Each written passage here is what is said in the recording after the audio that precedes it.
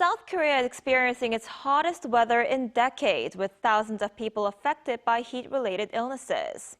For more on what's behind the extreme heat, we're joined by Professor Yoon Jin-Ho, professor at the School of Earth Sciences and Environmental Engineering at Gwangju Institute of Science and Technology. Professor Yoon, thanks for joining us this morning. Thank you for having me.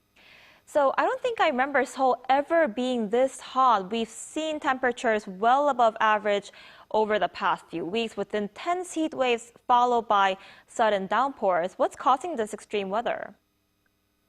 So if we recall back, this summer, the Changma started quite early. So there was a record, but then it ended quite suddenly. So, and then after Changma is over, we start to have consecutive heat waves.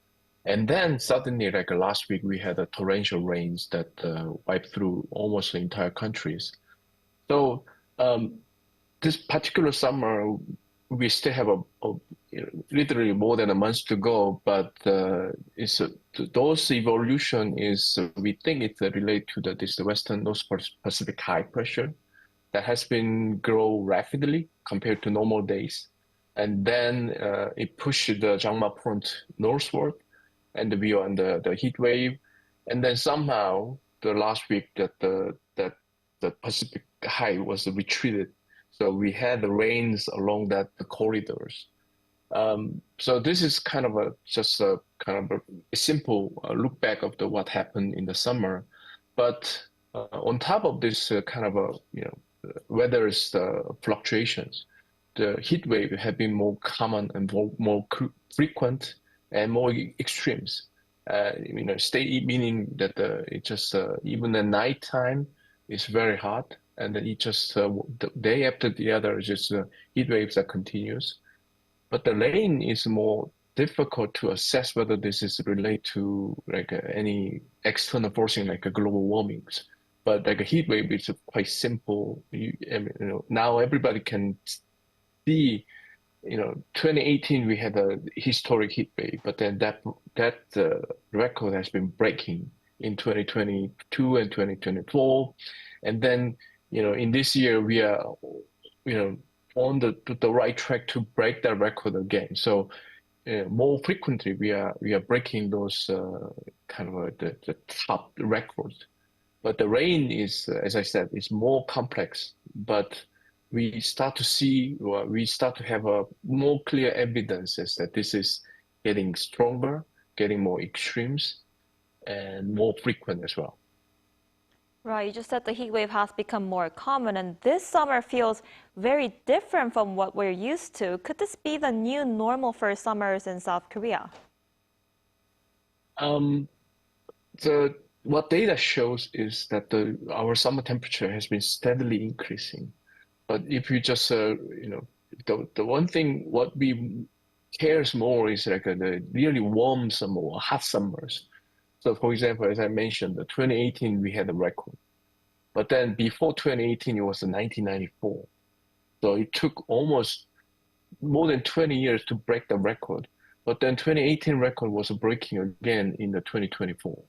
And then, as I mentioned, 2025, this year, was really right on to the track that could break the record. Whether we do that or not, it's, scientifically it's interesting, but the thing is, we are getting into more frequent hotter summers, I should say that. So meaning this maybe eventually it will be our normal days, normal summers. So we have to find some ways to adjust to it, or our infrastructure has to be revamped to cope with this type of summer extreme cases. See, and with the scorching heat likely to persist throughout the summer with about a month to go, like you said, how should the government and local authorities prepare for this kind of extreme weather?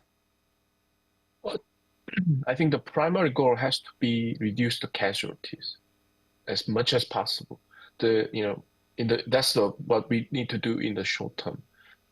To achieve that, we have to increase our capability to predict, and then the information from the weather forecast, weather prediction has to be relayed to the general public.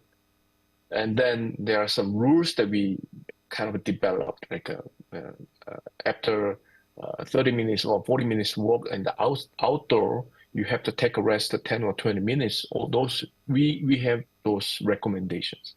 But those recommendations has to be kept quite well to reduce the casualty. And then, those warning system, like these days, I believe everyone in Korea receiving the daily warnings of heat waves. That's a good, but we have to think about better way to communicate that, because we don't want our emergency broadcasting system as like the boy who cried wolf. We have to make system to be more efficient, effective. We have to tell the people what has to be done at certain time or certain situations. And then, after that, we have to think about those kind of more, something that takes more time to do it. For example, like a flooding, we need to eventually redesign those city infrastructure, but that takes money and time. But before that, what we can do is we just simply clean those sewer system. That will just relieve a lot of pressure. So, first of all, as I said, we have to reduce the casualty. We have to find some ways to cope with those extremes. And then we have to relay those information to the people more effectively, efficiently.